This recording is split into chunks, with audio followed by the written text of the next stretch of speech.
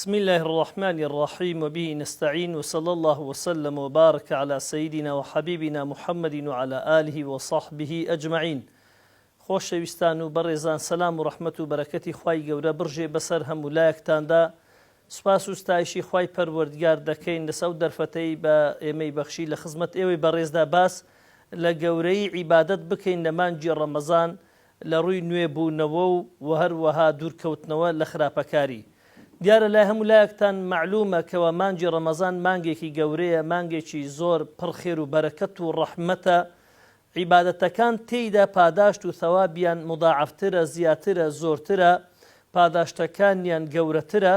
هەر لەبەر ئەوەشە کە بۆتە گەورەی هەموو مانگەکان جودا لە مانگەکانی دیکەدا هەموو جۆرەکانی عیبادەت پاداشتیان گەورەترە و لەژێر ناونیشانی فەرمایشتی پێغەمبەری عەلەیهی سەڵات وسەلام کە دەفەرمێ هەر فەرضێک لە ڕەمەزان کە جێبەجێ دەکرێت بە 7 فەرض لە بۆ ئینسانەکان و مسلمانەکان حیسابە و هەر سونەتێک ئەنجام دەن پاداشتی فەرزێکیان پێدەدرێتن.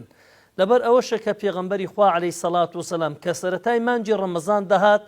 شوێنکەوتوان و ئەسحاب خوا لەیان ڕازی بێتن کە لە خزمەت پێغەمبەردا دەنیشتن، پێغەمبەری خوا هانی ئەدان تەشجیعی دەکردن، پێی دەفەرمون ئەتاکم ڕەمەضان و شەهڕ مبارەک، مانگی ڕەمەزان هات لە بۆلاتان کە مانگەکی پڕ بەرەکەت و خێر و خۆشیە لە بۆتان. فرض الله عز وجل عليكم صيامه، خوای پەروەردگار ڕۆژی گرتنی مانگی ڕەمەزانی لە سەرنگۆدا واجب کردووە و لە مانگی ڕەمەزان تفتح فيه أبواب السماء، هەموو دەرگاکانی ئاسمان واڵا دەکرێتەوە لەبەرەوەی عیبادەت و تاعەتەکان ڕۆژانە دەچنە خزمەت خوای گەورە و دوعاەکانیش قبوڵە و دەرگای ڕەحمەتی خوای گەورە واڵا دەبێ بەسەر بەندە ئیماندار و مسلمان و ڕۆژوگرەکاندا. دەفەرمێ پێغەمبەری خوا عەلەیهی سەڵات وسەلام تغلق فيه أبواب الجحیم، دەرگاکانی جەهەنەم لەسەر نوێشکەرەکان و ڕۆژیگرەکان و دیندار و خواناس و خواپەرست و مولتەزیمەکان قەپات دەکرێتن. مەبەستمان لەوەیە کە دەفەرمێ پێغەمبەر صلی الله علیه وسلم تغلق فيه أبواب الجحیم، طبعا کە دەرگای جەهەنەم دادەخرێ معنای ئەوە نییە کافرێک مشریکێک تێیدا دەمرێتن، خوانەناسێک بڕوای بەخوا پێغەمبەری نییە تێدا دەمرێ بەرێ وڵا دەرگای جەهەنەمی قەپاتەوە بەرە کوێ دەچێت. نەخێر، ئەوە بەسەر ئەو کەسانە دادەخرێ کە تۆبە ئەکەن ئەگەڕێنەوە لە لای خوا لۆش دادەخرێ، چونکە بۆ خۆی دەرگای جەهەنەمی لەسەر خۆی داخستووە، بەهۆی گوناح و سەرپێچیەوە دەچێتە دۆزەخ، بەڵام بەهۆی عیبادەتکردنی خوا و دەچێتە بەهەشتە و لە دۆزەخ لا دەچێتن و دوور دەکەوێتەوە دەرگای بەسەر دادەخرێ. لەبەر ئەوەیە کە پێغەمبەری ئەکرەم عەلەیهی سەڵات وسەلام وا دەفەرمێ وتغل فيه مەڕەدەة الشەیاطین، و هەروەها دەست و پێی شەیطانەکان دەبەسترێ. حکمەتیش لەوەی ئەوەیە کە پێغەمبەری ئەکرەم عەلەیهی سەڵات وسەلام دەفەرمێ لۆ ئەوەی هەتا عەبدەکانی خوای گەورەوەنی کە تۆبەیان کردیەوە نیەتی ڕۆژیان هینە نوێشکردن و خواپەرستی تاعەتی دەکەن، لۆ ئەوەی سەلامەت بن لە دەستی شەیطانی، نەتوانی زەفەریان پێ بباتن و نەتوانیتن تەداخل لە کار و لە هەردوو دڵەکانیاندا بکە ساردیان بکاتەوە لە عیبادەتدا. لله فيه ليلة، واتە لە مانگی ڕەمەزان شەوێک هەیە لە بۆ خوای پەروەردگار کە پاداشتێکی زۆر گەورەی تێدا هایشتوتە ناوێ خەیر من ألف شهر، پاداشتی ئەو شەوەی عیبادەتکردن تێیدا لە 1000 مانگێکەوە ئەو شەوەی تێدا نەبی پاداشتی عیبادەتەکەی زۆرتر و گەورەترە. من حرم خيرها فقد حرم، هەر کەسێک لەو خێرە گەورە خۆی مەحروم کە بەڕاستی لە پاداشتی 83 ساڵ و 4 مانگ تێیدا مەحروم دەبێ. مەبەست دێرە لەو فەرمودەی پێغەمبەر سەڵ گەورەی عیبادەتە لە مانگی ڕەمەزان کە شەوەکانی دەشەوی ئەخیری کە لە لەیلة القەدری تێدایە کە ڕۆژی گرتنەکانی تێدایە. حتا پێغەمبەری خوا عەلەیهی سەڵات وسەلام کە باس دەکا لە گەورەی پاداشتی ڕۆژی گرتنێدا دەفەرمێ كل عمل ابن آدم له، هەموو عەمەلێکی ئینسان کار و کردارێکی ئینسان کە دەیکا لە نوێشکردنی، لە قورئان خوێندنی، لە حەجکردنی، لە عومرەکردنی، لە سەدەقەکردنی، لە زەکاتدانی، لە چاکە لەگە خزم و کەسکردنی، لەگە هەر کار و کردارێک کە دەیکاتن هەموو کار و کردارەکان دیارن، ئاشکران،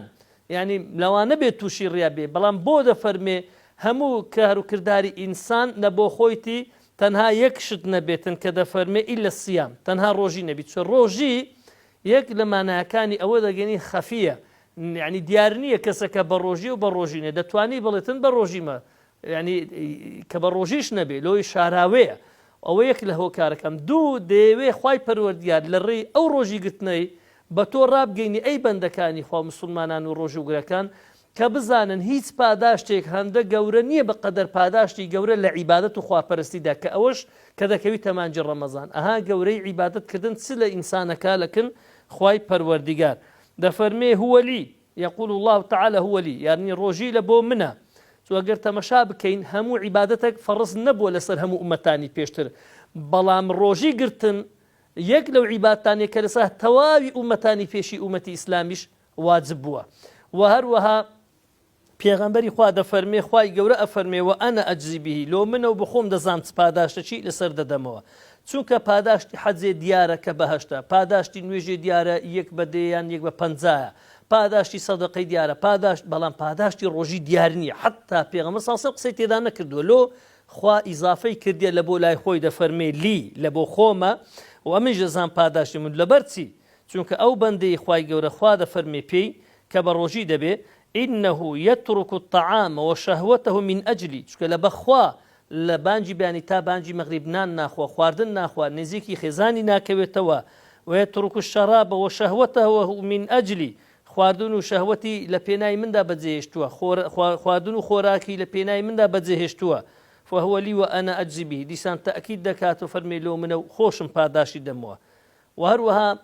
دەبتە هەروەرینی گوناحان کەوا عیبادەتکردنێکی گەورەی ڕۆژی لە مانجی ڕەمەزاندا دەفەرمێ من صام رمضان إيمانا واحتسابا غفر له ما تقدم من ذنبه ئینسان ئیمانی پێ هەبی بە واجبوونی ڕۆژی و هەروەها داوای پاداشتی ڕۆژی بکە لە خوای گەورە بەو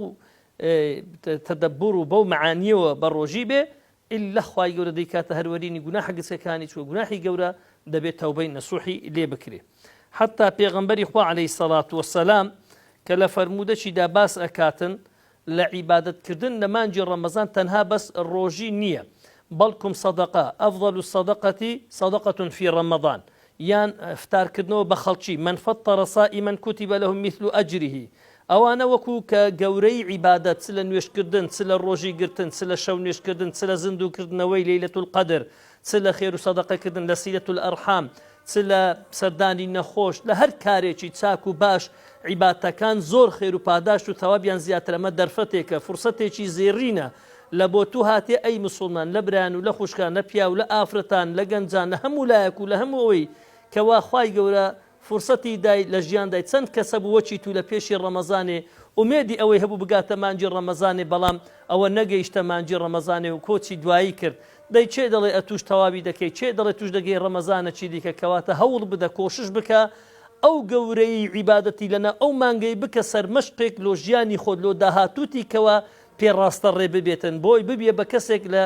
بەندە چاکەکانی کاروانی چاکەکاران کاروانی بەرەو خواچوون و لۆ خواسوول حاوبووان بەڕاستی ئەوانە سەرفرازن سەرکەوتون براوەی دنیا و قیامەتن کەوا دەست بە عیبادەت و خواپەرستیەوە دەگرن ئەمە لە ڕووی عیبادەت و گەورەی عیبادەت لە مانجی ڕەمەزان بەڵام